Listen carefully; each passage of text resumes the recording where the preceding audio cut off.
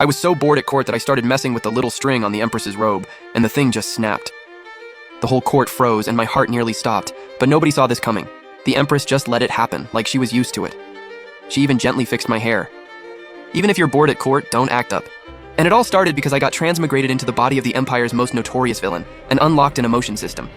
Every time I triggered an emotional reaction from the Empress, I'd get rewards. So the first thing I did after waking up was head to court to mess with this freshly crowned Empress. Inside the hall, the Empress sat on her throne in full imperial robes. Her faction was already plotting to use the drought as an excuse to crush my influence. The Ministry of Revenue's granaries should have had more than enough to feed hundreds of thousands of refugees. So why is there nothing left? Did Minister Qin eat it all himself? Hearing that, Qin Xingyan froze, because Zhang Shuo was supposed to be one of her own, and he just flipped sides on the spot. She glanced up at the Empress on the throne and immediately sensed something was off. With Zhang Shuo betraying her like this, she was probably done for. Sure enough, the Empress's cold voice rang out across the hall. Qin Xingyan, do you have anything to say for yourself? And right as her words faded, I strolled into the hall. Your Majesty, Chancellor Fang Shu reporting. I gave Qin Xingyan a casual glance and strode right to the center of the hall. Your Majesty, the drought still isn't resolved. Even if we're going after the Minister of Revenue, it should wait until after the crisis is handled. Then what does Chancellor Fang think about Qin Xingyan taking bribes and embezzling grain? I think it's baseless. Censor Zhang, do you actually have any evidence? Zhang Shuo's face dropped the second I turned the tables on him. I don't have any evidence. No evidence? Then this is slander against a loyal official. Why would you do that? Zhang Shuo broke into a cold sweat, completely at a loss for words. Enough. Chief Censor Zhang Shuo, you acted on baseless rumors and falsely accused a ministry head. 6 months' salary docked. Dismissed. Hearing the Empress's ruling, Zhang Shuo looked like he'd just been handed a pardon. Thank you, Your Majesty. The Empress was burning up inside, but her face gave nothing away. Is that ruling satisfactory, Chancellor Fang? I smiled. Your Majesty is wise as always. The Empress ground her teeth at the sight of me and cursed under her breath. That insufferable snake. Then the system chimed.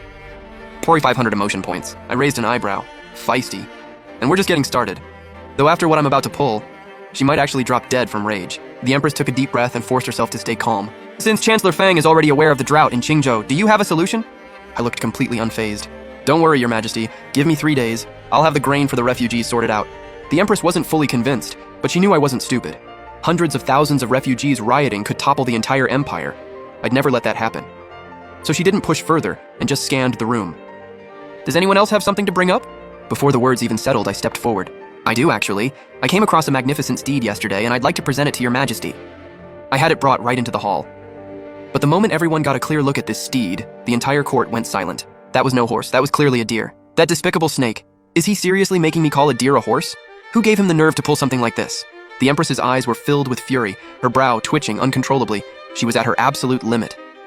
Meanwhile, my head was flooded with non-stop system chimes. The entire court had gone dead quiet. Then, after a beat, Minister Qin Xingyan stepped out, looking bizarrely excited. What a magnificent steed. Only Chancellor Fang could find something this extraordinary for Your Majesty. Hearing that, the Empress felt a wave of suffocating rage. She could barely breathe.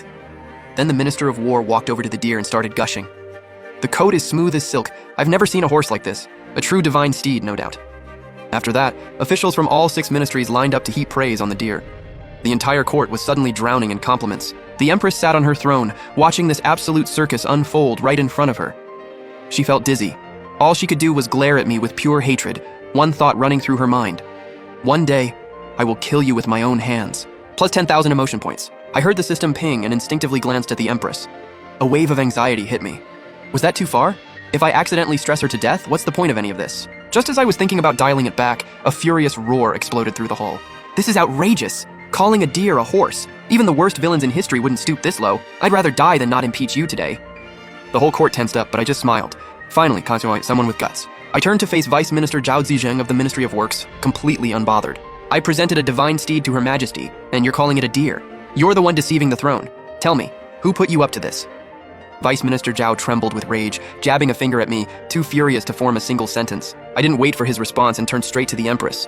Your Majesty, with your great wisdom and sharp eyes, please tell us, is this a deer or a horse? The Empress had composure and sharp instincts, but she was only 16 and barely on the throne.